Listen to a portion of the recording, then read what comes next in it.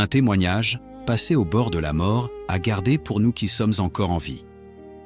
Tu n'es pas tombé sur cette vidéo par hasard. Je veux partager un témoignage qui laisse longtemps silencieux. Ce n'est pas pour créer la peur, mais pour nous réveiller. La vie est courte et l'éternité est réelle. Une sœur nommée Angélica a dit qu'elle avait vécu pendant 23 heures au bord de la mort. Pendant cette expérience, elle a vu que l'enfer est un endroit extrêmement sombre, rempli de flammes et de désespoir.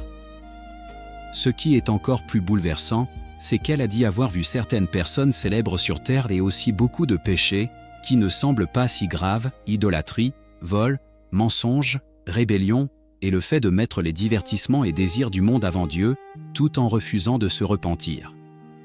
Elle a entendu ces personnes crier « Seigneur, sauve-moi » « Aie pitié de moi ».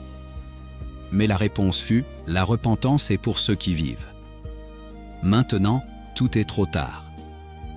Ensuite, elle a dit avoir été emmenée au paradis, des rues dorées, des rivières de cristal et un immense livre de vie, où sont inscrits les noms de ceux qui entreront dans le royaume des cieux. Elle a dit que le Seigneur lui rappelait, le peuple de Dieu doit se préparer à la seconde venue du Seigneur, ne pas remettre la repentance à plus tard, car la mort ne nous préviendra pas. Cher ami, je veux te poser doucement cette question: si aujourd'hui était le jour où tu te tiens à la porte de l'éternité, avec quoi entrerais-tu devant Dieu? Ce dont nous avons le plus besoin n'est pas de regarder quelques vidéos de plus, mais de revenir devant le Seigneur, confesser nos péchés, se repentir, être de nouveau purifié et guidé par lui. Ne remets pas la repentance à après tes émotions, ne remets pas l'amour pour le Seigneur à après que tout va bien, ne remets pas la préparation pour l'éternité à quand tu auras le temps.